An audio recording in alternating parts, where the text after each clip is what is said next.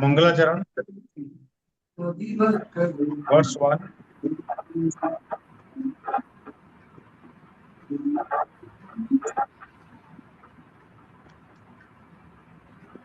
Page 7. Page 7. Sarga sthiti pralaya hetum achintya saktim Vishveswaram Vidita Vishwam Ananda Murtim Nirmukta Bandhanam Apara Sukham Purasim Sri Pallavam Yasya Prasadat Ameva Vishnu Mayeva Sarvam Parikalpitam Cha Itham Vijanami Sadatma Rupam Tasangri Padmam Pranadosmi Nityam. Let's see verse 15 or verse 15.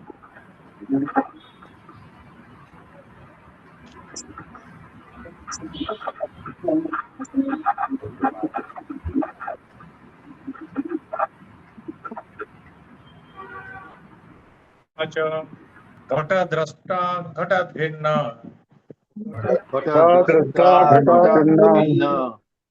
Sarvadha na ghato yatha deha drashta tatha dehi nayamitya padharaya. Verse 16. Evam indriya drungmanaham indriyani ti nischinnu mano buddhi satha pranaha nahamitya padharaya. Verse 17. Sangatopi tatha naham iti drisya vilakshanam drashtaram anumanena punam sampradharaya. Verse 18. Dehendriyadayo bhava anadi vyakruti kshama yasya sannidhi matrena tam iti avadharaya. Hari Om. Welcome all you to this session on Vakya Vritti. Vakya Vritti is a very special text, extraordinary text on which Bhagavan Shankaracharya has explained, analyzed the importance of the Vakya, the Mahavakya. So he has done the analysis of the Mahavakya named Tattvamasi. Tattvamasi has got three words. Tat, Tvam, Asi. Tat means that, Tvam is you, and Asi is each. So that is you. You are that. This is the whole meaning. What is that? That is the Bhagavan, Ishvara, Chaitanya, consciousness. And you are the Jiva, the moving being here. And you, the Jiva, and the Ishvara are the same. Jivatma and Paramatma are one and the same. This is the Mahavakya. The entire Brahma Vidya that we are learning here is capsuled into this Vakya. Brahma or Paramatma is the same as the Jiva. Okay. So this has been explained to us by the Bhashyakara in different ways. Very lucidly, he goes through each part of the Mahavakya. Now, he is explaining the Tvampada Lakshana. Tvampada. Tvampada means what? That you. Tvam is you. What is that you? He is explaining to us. When I say you or Mahesh, normally we see Mahesh. First of all, we'll see his shape, size, height, weight. Then we'll see what he has studied, what is his knowledge, where he was working, or who are his friends, all that will come to mind. So that is one part is the gross bias, the other part is the subtle bias. And the other causal bias, we don't talk about it. How Mahesh has come, how he has taken birth in this, which jiva he, how he is changing, all that is never in our mind. Only the gross and the subtle part. Subtle also people don't see. First they see the gross part. So this Tompada also, what you see, what you perceive is the gross and subtle. What you understand at the first glance is the same thing. When you say Tom, that means you. That Tom indicates you. But that you also has got two meanings. One is what is the direct meaning, and one is the implied meaning. Okay. Direct meaning means whatever the word is telling, you understand that is the meaning. Implied meaning is what is behind that. When you're saying Tvam, is he indicating this person or something is behind that? Because normally we don't see what is inherent in our body. Normally we see the body as a person. Body, mind, intellect, whatever it says, that is the gross and subtle that you see as the person. But inner to body is our consciousness, Atma. We don't see. So this Dvampada indicates first the gross subtle form is the direct meaning, but the Lakshana Artha, what it indicates, implied meaning, is the consciousness. So this is where the trick is. Bhagavan Shankaracharya is explaining this, that behind your body is that consciousness, behind everybody is that consciousness, and behind that Paramatma is also consciousness. So everywhere is the consciousness. So you and Paramatma are one. This is the way that he is explaining. Okay, I'm just giving a gist, but very systematically, pada by pada, he is explaining here. So, in the 16th, what we chanted just now, he said that he negates each and every part. All the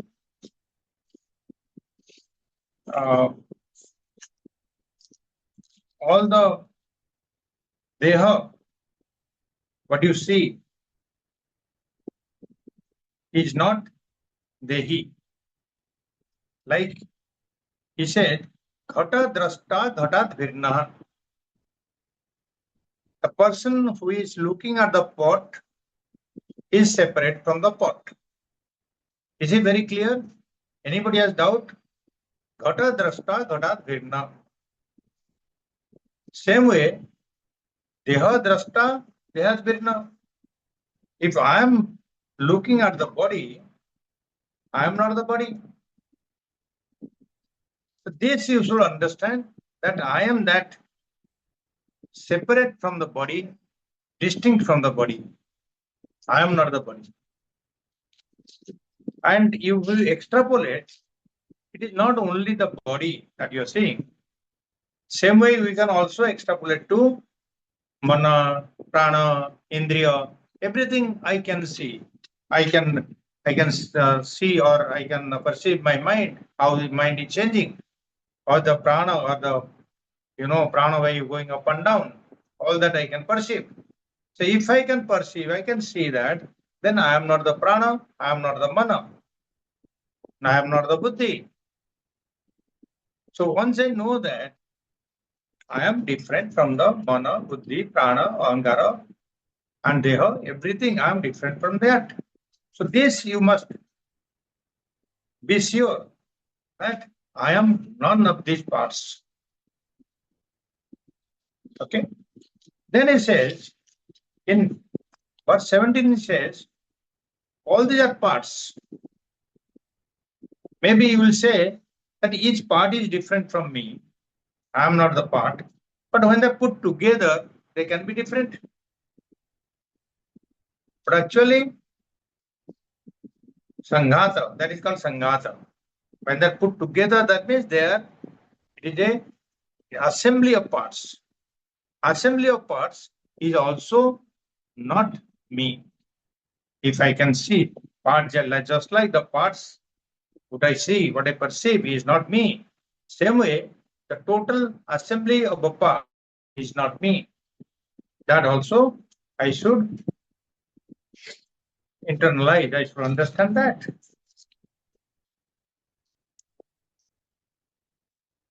Then he says, in this sloka 18, which we had done partly last time, Dehandriyo Bhava. Deha, Indriya, Adayo, Bhava. Bhava means entities. The things, the parts that we are talking about. Deha, Indriya, and that means they are the body and the senses. These are the entities. Anadi, Vyakruti, Kshama. Anadi means, here Anadi means acceptance.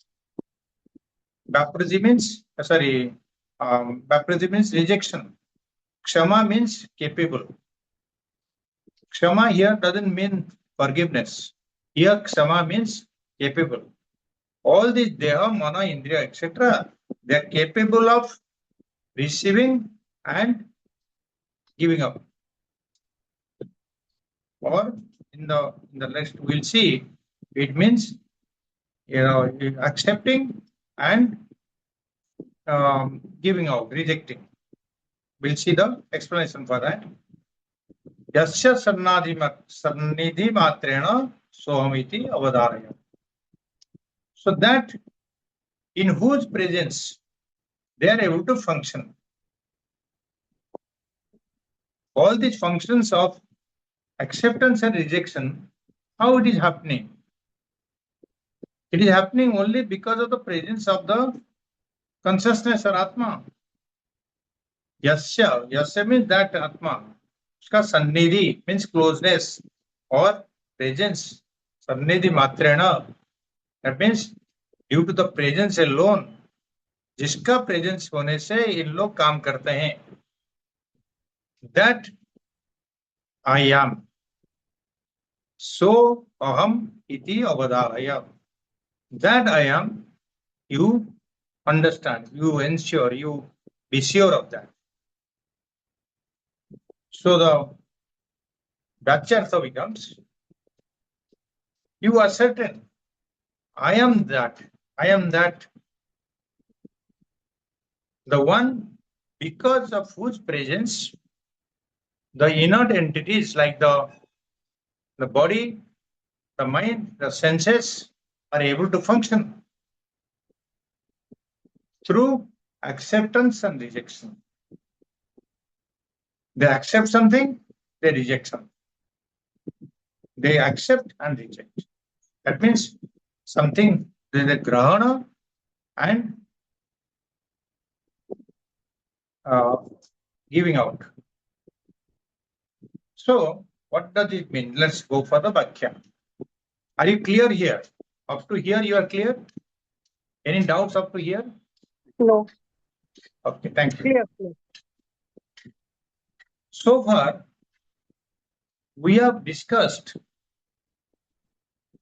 the aspect of anatma. Anatma is what? Not self. There are two things we are discussing. Amatma, amatma. Atma is the consciousness or the self. Anatma is the non-self. And each of them, each of the parts were inert And the assembly of the parts also inert. This is what we discussed. And the assembly of the parts also not only inert, as a sanghata, as an assembly, they also cannot act on their own. They cannot do anything. They are inert. So only because of the presence of the Atma, these inert entities become active, dynamic. How it happens? Let us ponder what is this meaning of Atma as per the Shastras. Because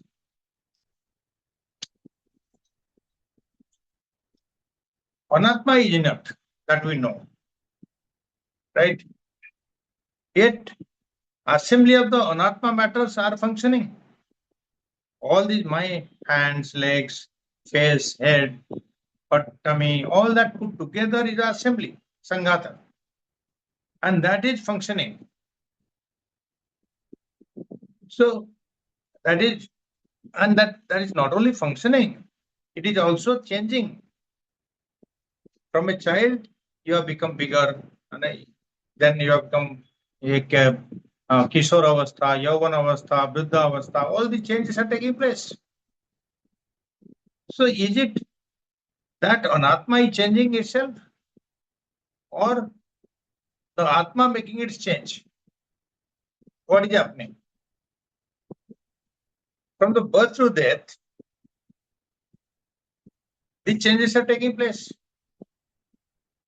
Is the Atma is the cause of the change?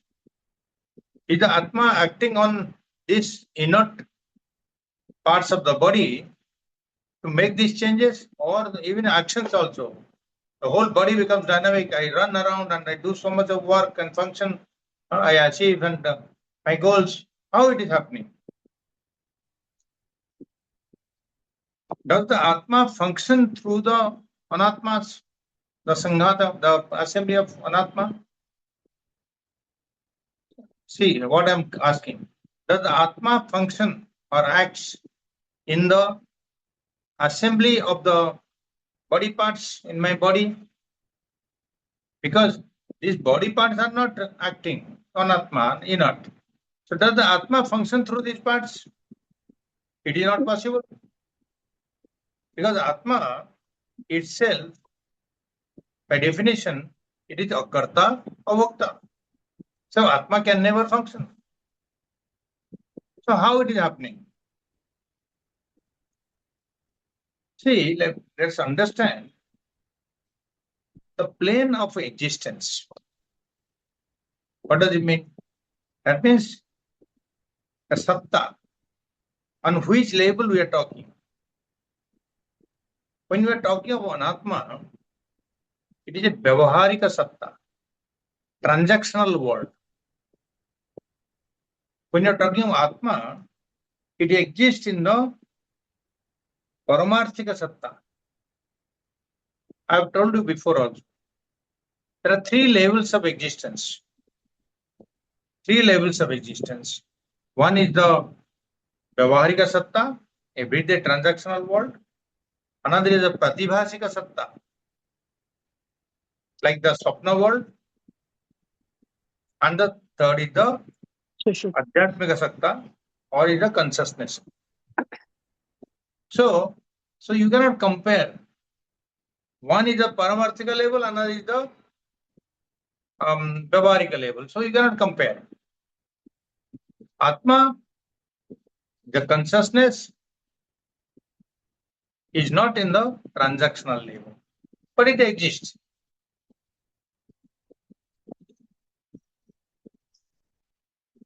See,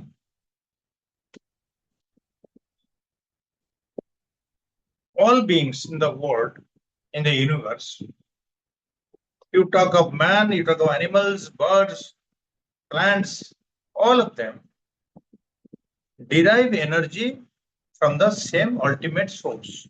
There is only one source for energy, that is the sun. Agreed? Yet, each of them are functioning as per their own inclination.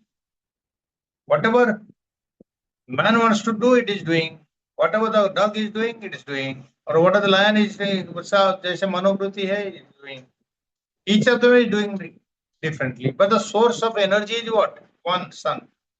One energy they are getting, that is being converted, but their inclination, their prabhuti is making them function differently. Similarly, the body, mind, intellect, even though it is inert, it becomes sentient by reflection of the Atma in the intellect, and the entire body becomes conscious by contact from the intellect to the each molecular cell. This is how it happens. And this body, mind, intellect gain sentiency, gain dynamism from the presence of Atma alone. Yet they have the freedom to function as per their own nature. Hand will lift up, leg will walk, eyes will see as per their own nature.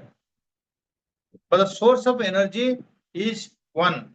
The presence of that consciousness is one. That is one only. It is not doing anything. Like the sun is not doing anything. It is only shining. That sun is shining is not a kriyapada. In the sense, it is not doing anything. Is the sun actually doing something to shine? It is only illumining. Is the sun doing something? Sun आके उसका ऊपर ज्यादा डाल देता है. Sun is very hot in Odisha and less hot in Maharashtra. So sun is working more in Odisha and less in this thing. No, sun is only illumining, doing nothing. Same way, that consciousness or Atma or Chetana is doing nothing. It is only present. It's conscious.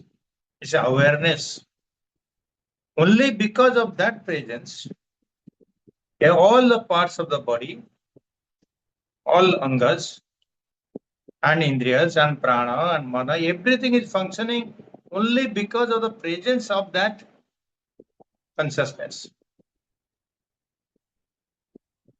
And that part is having its own function, inherent function, because of the vasana of the jiva. They have their own vasanas and inherent tendencies. As a result, the anatma world gets sentiency, it enlivens, it activates, becomes dynamic, and it functions. Each of them is functioning as per their individual vasanas and accomplish the desired result in their own field of activity.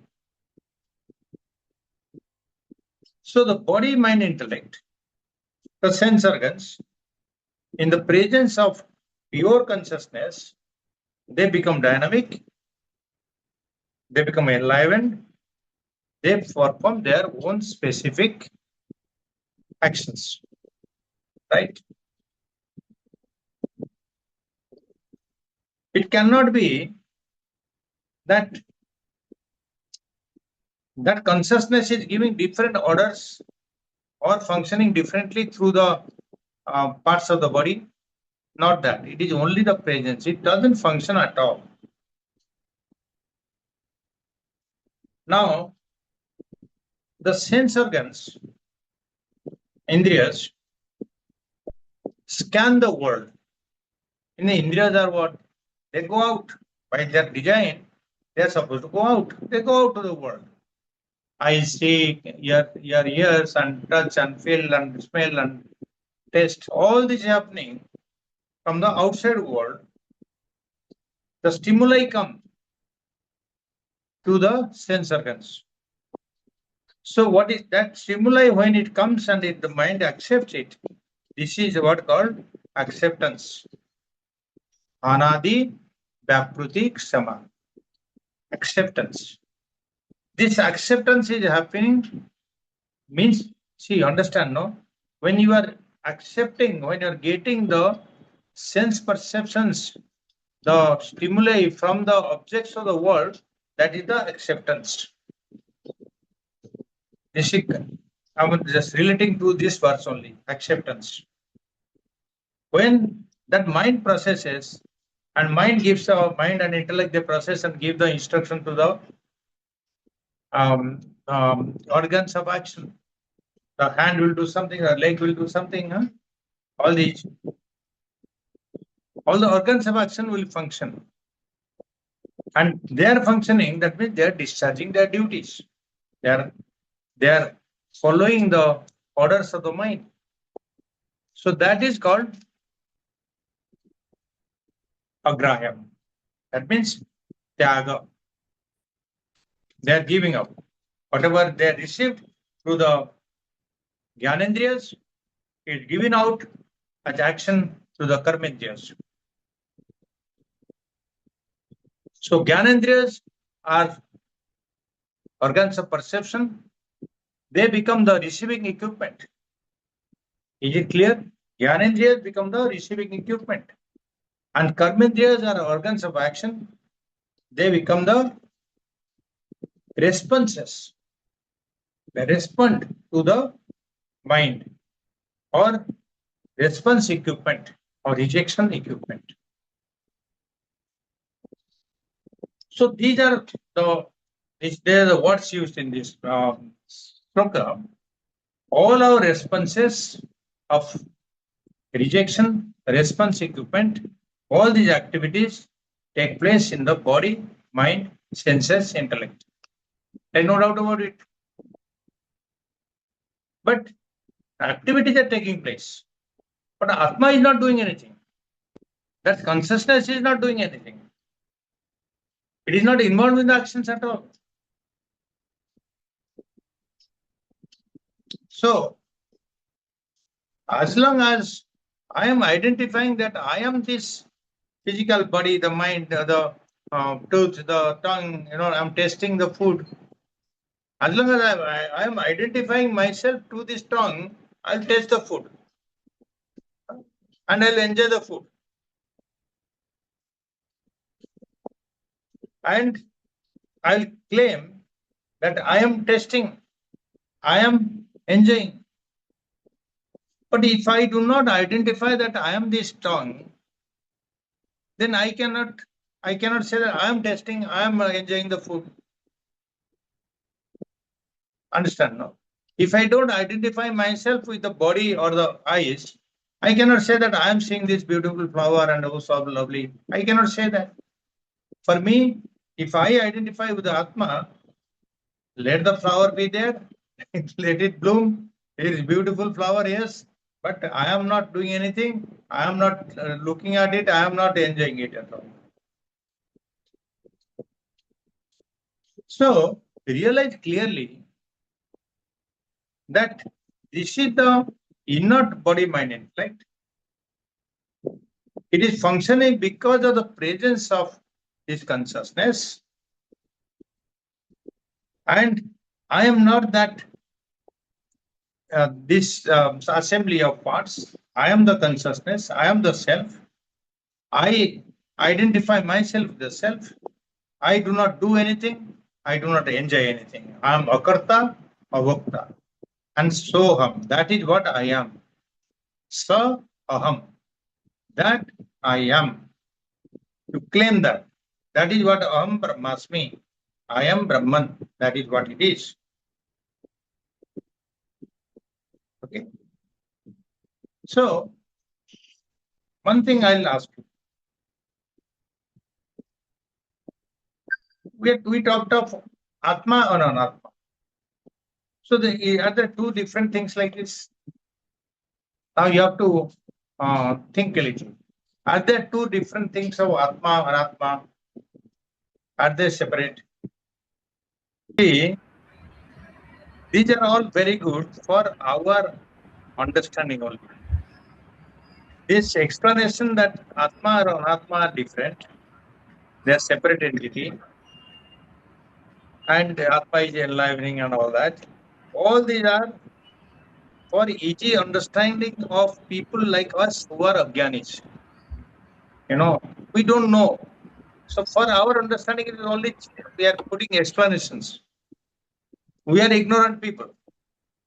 So, but for a Jnani who knows that this is only one, Ekam Brahma Ditya Nasti.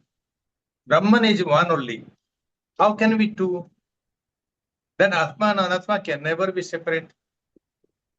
Okay. So all this is only explanation, separation for our easy understanding as Ajnanis, ignorant people. Okay. There is no separate Atma Anatma. But for us to make it understand, we are giving explanation. Okay. Now,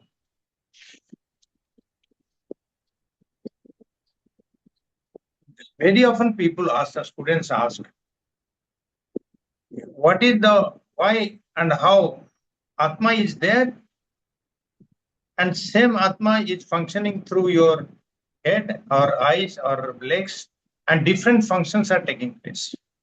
Atma is not functioning, yes, but the parts are functioning, but the function is different.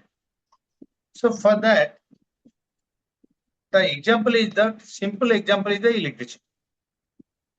So you have the same electricity flowing everywhere. Whole house is electrified. Now you have the fan, you have the light, you have the heater, you have the fridge. Because of the swabhava of the each equipment, the fan will rotate, the light will illumine, the fridge will become cold, the heater will become heat. It is not the electricity that is doing this. It is the intrinsic capacity or capacity of that equipment which is making this either heat or cold. Difference is due to the different, not in the electricity, but in the gadget. Similarly, consciousness is one, but the body, mind, intellect is functioning differently by the presence of consciousness alone. Consciousness is not doing anything. Eyes cannot see only because of the presence of that consciousness, eyes can see. Ears cannot hear because of the presence of that Chetana Shakti, the ears are hearing. Very clear. Remember Katha Upanishad? Yes. Sutrasya Srotam Manaso Manoya Vacho Vacham Sau Pranasya Prana Chakshu Sachakshu Atumachya Dhira Pratyasman Loka Tamrata Bhavanti. Eyes are not saying, the mind is not saying, that is the consciousness that is saying. So that is the Srotrasya Srota. That is what you see, that is that. Okay. So this is the explanation for this month sloka. Okay, 19. Anaparna vikarasan vayaskanta evaya buddhyadin chalayat pratyak soha mityavadaraya. Anaparna vikarasan vayaskanta evaya buddhyadin chalayat pratyak soha mityavadaraya. Anapat abhikara san. The first word anaparna vikara san is anapat abhikara san. You do sandhi ichara, anapat abhikara san. That means without undergoing, it is changeless and innermost. Without change, abhikara. Ayaskanta bat evaya. Ayaskanta means magnet. Ayaskanta means magnet. Just like the magnet and the iron. Ayaskanta bat. Just like the magnet and the iron. Magnet attracts iron. It's like that only. Buddhyadin चालयत pratyak. Buddhi adi adin, that means buddhi etc., intellect etc. Chalayat pratyak. It moves. By whom? Pratyak, pratyakatma, or this innermost consciousness. Pratyakatma means innermost atma. So that atma, in the presence of the atma, the buddhi etc. move around. Just like the iron particles move in the presence of a magnet. Soham iti avadharaya. Last, the fourth pada is common in all these verses so far. Soham iti avadharaya means soham iti avadharaya. Means you ascertain that this is the truth, that sa aham iti, that I am. So all these verses, one pada is there, soham iti avadharaya. So in this, the padartha becomes, you ascertain that that is I am, that he is I am, that Purusha or the Atma is I am. I am that innermost changeless self. That self makes the intellect, body, mind, indriyas, everything move. Just like the presence of magnet makes the iron filings move. So you must have seen, in the magnetism class, they put magnet and then spread the on the sheet of paper, they'll put the iron particles and they'll put the magnet there, then all of them will make a certain way, move around and come near the magnet. They're attracted by magnet. Okay. Same way, the movement of the iron particles is because of the presence of the magnet. Same way, the actions, the dynamism, taken by the Deva, Mana, Indriya, etc., is by the presence of the Atma. The magnet doesn't do anything, but same way the Atma is also not doing anything. Atma is not involved in any action.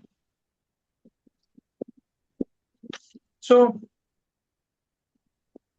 Bhashyakara is telling here, Bhashyakara, when you say, Bhashyakara is Shankaracharya, because he has written the Bhashya nowadays, so he is called Bhashyakara. Bhashyakara amply clarifies that the self is the innermost and it undergoes no change. Okay. When you say pratyak means innermost. Okay. Then it undergoes no change. And it is anapat abhikara. It undergoes no change. There is no action involved when the self is enlivening or making the anatma dynamic. There is no action involved by the atma. I told you the example, just like the sun, when it illumines the world, by the presence of sun itself, it is not doing anything. It is not action by sun. It's only presence of the sun, it's illuminating. The self is nirvikara. There is no modification in that. Even if you assume the Atma in every being, everywhere, presence is there, but Atma is doing nothing.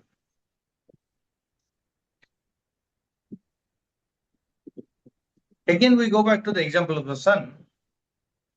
The sun is shining in the sky. You keep several pots of water. The sun will reflect in the water. So one pot, you'll see one sun. Each pot, you will see another sun. So some pot, if the water is dirty, the reflection will be dim. Another pot, the water is clear, the reflection will clear. Another pot, if the water is thoda halchal hota hai, then the reflection also will move. The sun is doing nothing. Sun is as it is. There is no modification in the sun. There is change in the reflection that you are getting in the pot. Self is nirvikara, no vikara. Vikara is the modification. So there is no modification in the self. Same way, the sun is not doing it. There is no change in the sun itself. The vikara is happening in the reflected sun. A reflected sun becomes reflection becomes dim, or it becomes clear, or it becomes is moving. All these changes in the reflected sun only, not in the original sun.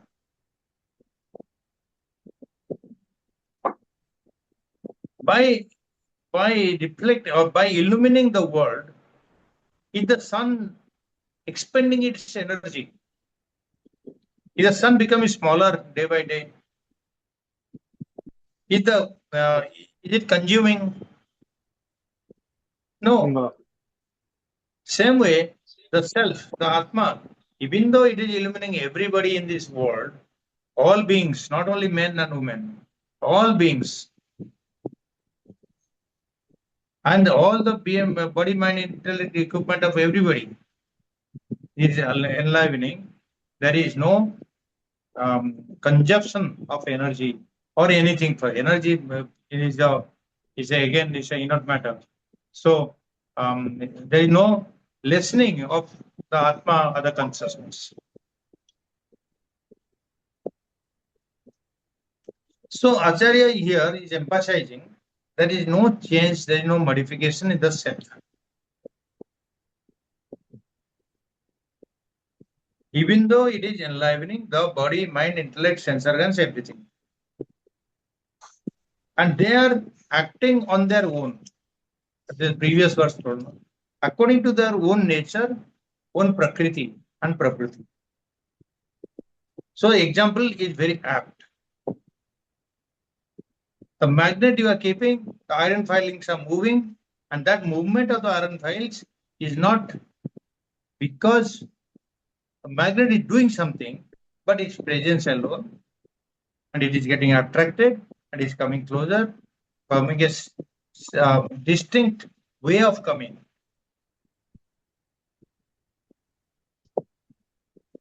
So this is what you have to assert yourself, that I am that Atma, and Sa Aham, that I am, in whose presence my body, my mind, my intellect, my indriyas are getting energized, dynamic. Avadharaya, you be sure of this. Also, you meditate on this.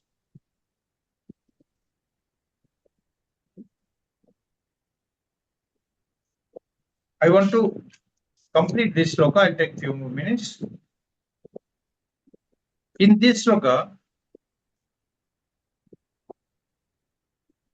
Bhashyakar is telling that I am the activator, I am the enlivener.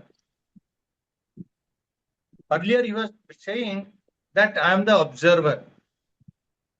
You know, you have seen, no? I was the observer, a Sakshi Chaitanya. Here it is saying that actually I am the activator. So when we say activator, the students will think that actually he is doing something. Observing a drashta, drishya that we went through. But here he is saying activator. Activation is not an willful, deliberate, planned action by us. It's not doing anything. It happens, let it happen.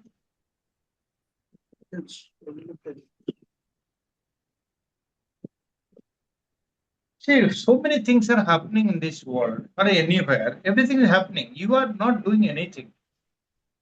We may say, okay, I'm trying, I'm working, I'm doing this. What are you doing? Very little. One guru told us that maybe 20% of the action you are doing, 80% is being done. The sun is illuminating the world. The air is flowing. The water is in the world. The Prithvi is there. They are willfully they are giving out their own self, same way you are also breathing. You are not doing breathing. You are breathing by itself. It's happening. I'm saying I am breathing. Are you telling I am breathing now and I'll stop breathing? You will not stop breathing. It is happening by itself. Your heart is beating by itself. You are not making the heart beat every day or every minute. You are not. You are not doing the blood circulation or digestion or indigestion. Whatever it is happening. Can you go in the stomach and tell no, you digest this food better and faster? You cannot do anything. Everything is happening by itself. This is the universe. As in the macro level, same in the micro level also. We just put a little effort and it's happening. But when you say the activation is by Atma, it is not happening same way. Atma is only, you call activator or you call observer, Siddhrashta.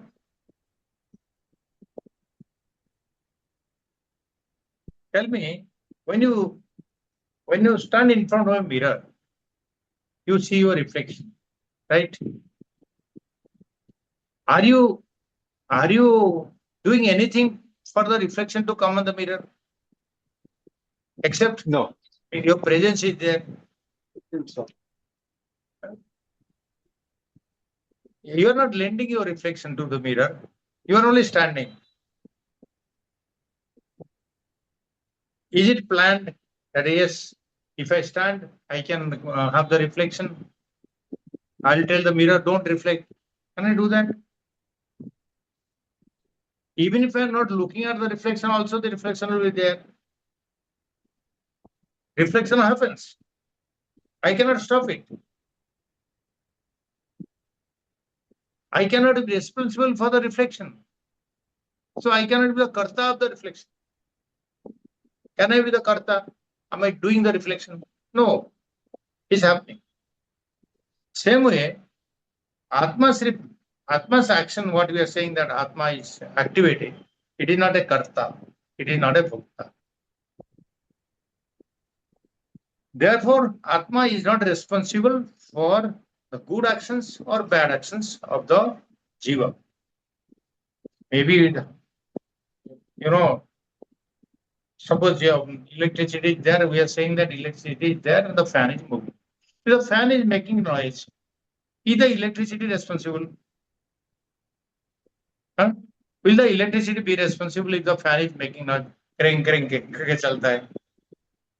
It is in the fan is defective, that's why it is making noise.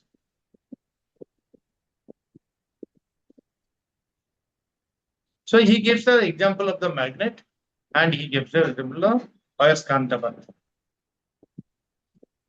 Gurudev Swami Chinmayananji gives one beautiful example. He says that Atma is like the petrol in the car. Okay? It is energizing. It is not, you see, it will not be, any example will not be absolutely same to same. It's energizing. It is giving the energy. It's activating the car to go. But is it deciding where to go? Where the car should go? The petrol is not deciding. The driver will decide. Same petrol is there. The driver can take to the temple or it can go to the, it can go and do some murder or some violence activities can do. It can land up in jail also. Isn't it? So petrol is not responsible if he is doing the prayer in the temple or he has landed up in the jail. He can do an accident, then somebody catches him and puts him in the police station. So we'll say the petrol is responsible for this? No. Car is responsible? No. The driver is. Same way, Atma is not responsible. It's only presence that it is. So we should ascertain ourselves that I am not doing anything. It's only body, mind, intellect, all these things are happening and I am a karta. then you will not be perturbed. Things happen, let it happen. The best way is to let it happen, accept. There's a book by Deepak Chopra, Seven Laws of Spiritual Success. In that, acceptance is a law of acceptance he makes. He says, whatever may be the situation, the person, the object, whatever happens, that is not responsible for any. You cannot change that. You accept it. You can change the action after that only. Suppose somebody comes in the morning, somebody comes you don't like, you get angry. Why this person came? But you cannot change his coming. Only you can change the future so that he doesn't come. Some situation has happened, some event has happened. You cannot stop the event happening. It has already happened. You can change. You can take actions that can change in the future only. So acceptance is a key. So you will not be disturbed. Acceptance does not mean that you agree. You may not agree.